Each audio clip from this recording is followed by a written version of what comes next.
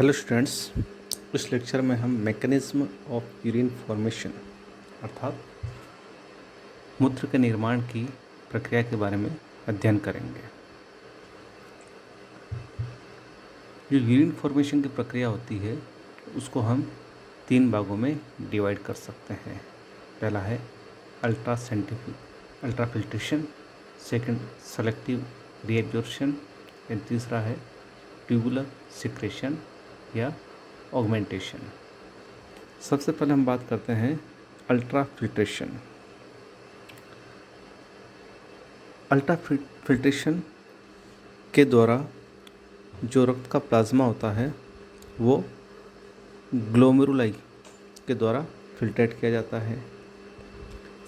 इस प्रोसेस के द्वारा जो रक्त में जो लो मोलिकुलर वेट वाले पदार्थ होते हैं जिनका आणविक भार लगभग 67,000 डी से कम होता है वो रक्त के द्वारा फिल्टर कर दिए जाते हैं और ये फिल्ट्रेशन होता है बॉमन कैप्सूल की मेम्ब्रेन और जो कैपिलरीज होती है उनके द्वारा जो फिल्ट्रेशन मेम्ब्रेन बनती है उनके द्वारा ये फिल्ट्रेशन होता है।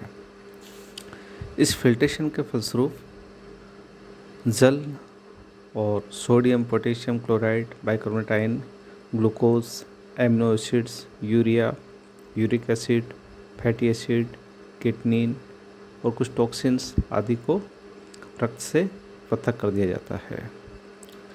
इस फिल्ट्रेशन के प्रोसेस का फलस्वरूप जो लिक्विड नेफ्रॉन में एंटर होता है उसको ग्लोमेरुलर फिल्ट्रेट या नेफ्रिक फिल्ट्रेट कहा जाता है।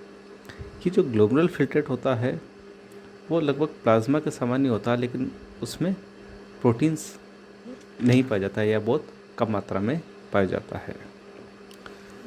ग्लोमेरुलर फिल्ट्रेशन जो होता है वो इफ़ेक्टिव फिल्ट्रेशन प्रेशर का परिणाम होता है। ये इफ़ेक्टिव फिल्ट्रेशन प्रेशर क्या होता है? ये लगभग 20 mmHg होता है और ये जो होता है इफ़ेक्टिव फिल्ट्रेशन प्रेशर ये होता है ग्लोमेरुलर हाइड्रोस्टैटिक प्रेशर में से ब्लड कोलोइडल ऑस्मोटिक प्रेशर और कैप्सुलर हाइड्रोस्टैटिक प्रेशर को माइनस करने के बाद जो प्रेशर आता है उसको इफ़ेक्टिव फिल्ट्रेशन प्रेशर कहा जाता है। ये फिल्ट्रेशन इसलिए होता है क्योंकि जो ग्लोमेरुलस होता है किडनी में बोन कैप्सूल में उसमें जो एफरेंट आर्टियोल होती है उसका जो डायमीटर होता है वो इफरेंट आर्टियोल के कंपैरिजन में ज़्यादा होता है। इफरेंट का कम होता है, एफरेंट का ज़्यादा होता है। इसलिए जब ब्लड फ्लो होता है तो उसके फलस्वरूप इस प्रेशर के फलस्वरूप एक प्रेशर होता है क्योंकि ब्लड की क्वांटिटी तो ज़्यादा है आने वाले ब्लड की ग्लोबुलस में और निकलने वाली की कम ज़्यादा है, उसका डायमीटर कम है, इसलिए एक प्रेशर बनता है।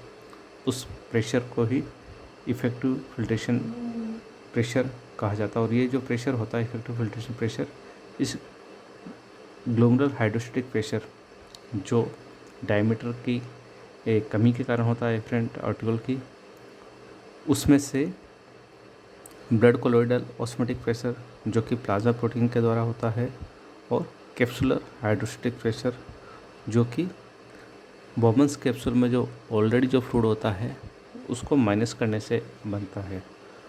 जो इस इफ़ेक्टिव फिल्ट्रेशन प्रेशर के फलस्वरूप ही जो ब्लड में से जो लिक्विड पार्ट होता है वो छनकर नेफ्रॉन में आता है। अब ये जो अल्ट्रा फिल्ट्रेशन होता है ये दोनों ही किडनी में लगभग 130 ml पर मिनट की दर से ये होता है। उसके बाद जो सेकंड स्टेप होती है यूरिन फॉर्मेशन की वो है सेलेक्टिव रीएब्जॉर्प्शन। सेलेक्टिव रीएब्जॉर्प्शन होता है उसमें nutritional substance, metabolic and product, कुछ आयंस और वाटर का वापस से पुनः अवशोषण होता है और ये पुनः अवशोषण होता है ये चयनात्मक होता है। सेलेक्टिव रीएब्जॉर्प्शन वो प्रोसेस होता है जिसके फलस्वरूप जो आवश्यक जो कंस्टिट्यूएंट होते हैं जो कि ग्लोबुलर फिल्ट्रेट में पाए जाते हैं उनको शरीर के लिए पुनः अवशोषित किया जाता है। और ये अवशोषण होता है ये जैसे ही ये फिल्ट्रेट नेफ्रॉन में आगे की ओर बढ़ता है उसके साथ ये रीएब्जॉर्प्शन का प्रोसेस इसमें होता है। लगभग 99% जो ग्लोमेरुलर फिल्ट्रेट होता है उसको पुनः अवशोषित कर लिया जाता है और केवल 1% जो भाग होता है वही उत्सर्जित होता है, एक्सक्रीटेड होता है। ये जो सेलेक्टिव रीएब्जॉर्प्शन होता है ये मेनली प्रॉक्सिमल कन्वोल्यूटेड ट्यूबुल अर्थात जो नेफ्रॉन की जो समीपस्थ कुंडलित नलिका होती है उसमें ही होता है, क्योंकि इस भाग में प्रॉक्सिमल कन्वोल्यूटेड ट्यूबुल में जो एपिथेलियम होती है उसमें माइक्रोविलाई पाई जाती है जो कि ब्रश बॉर्डर बनाती है। इसके फलस्वरूप क्या होता है कि इस भाग में रीएब्जॉर्प्शन के लिए जो एरिया होता है वो बढ़ जाता है, जो क्षेत्रफल होता है वो बढ़ जाता है। हम बात करते हैं एब्जॉर्प्शन ऑफ न्यूट्रिशनल सब्सटेंस की। जो पोषक पदार्थ हैं उनकी हम बात करें तो glucose, amino acid, acetoacetate ion, vitamins, ये जो होते हैं ये प्रॉक्सिमल कन्वोल्यूटेड ट्यूबुल में एक्टिव ट्रांसपोर्ट के द्वारा रीएब्जॉर्ब या पुनर्अवशोषित किए जाते हैं और इन पदार्थों का लगभग 100% पुनर्अवशोषण हो जाता है। प्रोटीन्स जो होते हैं वो प्रॉक्सिमल कन्वोल्यूटेड ट्यूबुल की जो सेल्स होती है उसके वाल से अटैच होते हैं और उनको पिनोसाइटोसिस द्वारा एब्जॉर्ब किया जाता है। उसके बाद हम बात करते हैं absorption of metabolic and product की। तो जो मेटाबॉलिज्म के फलस्वरूप जो एंड प्रोडक्ट बनते हैं उसमें से यूरिया, यूरेट आयन आदि का कुछ मात्रा में लेस क्वांटिटी में एब्जॉर्प्शन कर लिया जाता है, जबकि क्रिएटिन को ऑब्जर्व नहीं किया जाता है। एब्जॉर्प्शन ऑफ आयन की हम बात करें तो जो धनात्मक आयन होते हैं, धनात्मक आवेशित पॉजिटिवली चार्ज आयन होते हैं जैसे sodium ion, potassium ion, magnesium ion आदि, उनको 75% भाग लगभग समीपस्थ कुंडलित नलिका द्वारा रीअब्जॉर्ब किया जाता है एक्टिव ट्रांसपोर्ट के द्वारा। वो जो नेगेटिवली चार्ज आयन होते हैं जैसे chloride ion, bicarbonate ion, phosphate ion, ये पैसिव ट्रांसपोर्ट यानी निष्क्रिय अभिगमन द्वारा ये इनको रीअब्जॉर्ब किया जाता है। जो बाइकार्बोनेट आयन होता है वो CO2 की फॉर्म में डिफ्यूजन द्वारा रीअब्जॉर्ब किए जाते हैं। उसके बाद हम बात करते हैं एब्जॉर्प्शन ऑफ वाटर की। जल के एब्जॉर्प्शन की बात करें तो ग्लोबुलर फिल्ट्रेट में से 80% जो जल का रीएब्जॉर्प्शन होता है वो प्रॉक्सिमल कन्वोल्यूटेड ट्यूबुल अर्थात समीपस्थ कुंडलित नलिका द्वारा ही होता है और इसका जो कंट्रोल होता है ये सोडियम ट्रांसपोर्ट और वाटर कैरियर मॉलिक्यूल के द्वारा इसका कंट्रोल होता है। और जो बाकी जो भाग होता है लगभग 18% जो भाग होता है उसका उस जल का एब्जॉर्प्शन होता है डिस्टल कन्वोल्यूटेड ट्यूबुल्स और कलेक्टिंग ट्यूबुल्स अर्थात दूरस्थ कुंडलित नलिका और कलेक्टिंग ट्यूबुल्स के द्वारा है इसका रीएब्जॉर्प्शन होता है।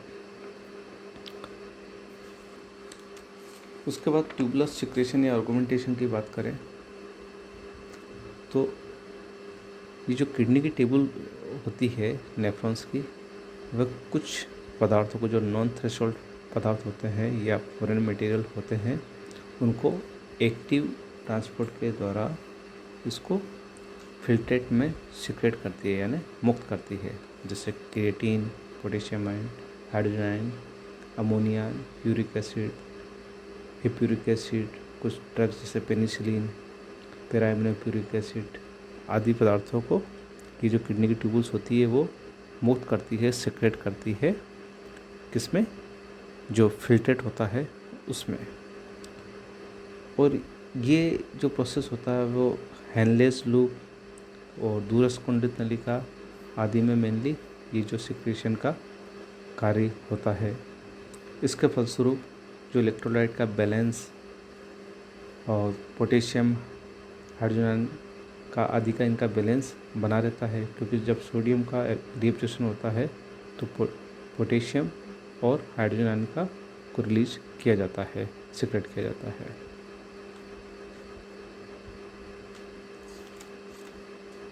रेप्टाइल्स और बर्ड में कुछ नेफ्रॉन होते हैं जिनके ग्लोमेरुल पाया जाता है, और ये जो प्रोसेस होता है ट्यूबुलर सिक्रेशन का, ये एक्टिव प्रोसेस होता है जिसके लिए एटीपी की आवश्यकता होती है। तो इस प्रकार यूरिन का जो फॉर्मेशन होता है वो अल्ट्राफिल्ट्रेशन के द्वारा सबसे पहले ये फिल्ट्रेट बनता है, उसके बाद सिलेक्टिव एब्जॉर्प्शन होता है जिसके द्वारा कुछ आवश्यक पदार्थ को वापस रीअब्जॉर्ब किया जाता है, साथ ही कुछ हानिकारक पदार्थों को इसमें सीक्रेट भी किया जाता है।